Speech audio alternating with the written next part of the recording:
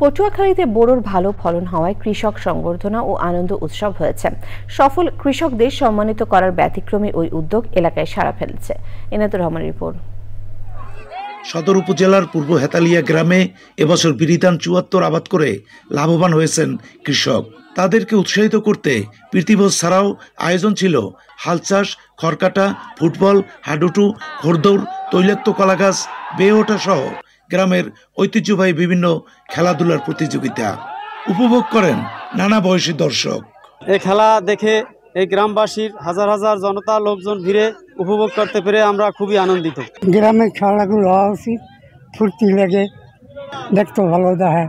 এই প্রথম খুব আনন্দ লাগতেছে, আমাকে খুব খুশি। সবাই গ্রামের লোকজন আছে, ফ্যামিলি সহ আইছে, কত খুবই সুন্দর লাগছে। আমাদের খুব ভালো লাগছে।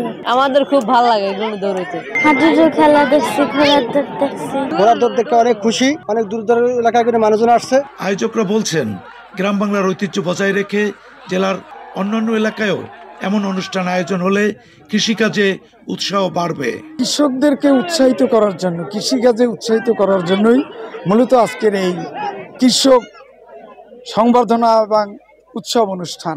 প্রত্যেকটা ইউনিয়নের প্রত্যেকটা গ্রামের কৃষকদেরকে যথাসম্ভব অন্ততপক্ষে হলে ইউনিয়নে একটা এরকম ধরনের আয়োজন করিয়া উৎসব করে কৃষকদেরকে উৎসাহিত করা উচিত।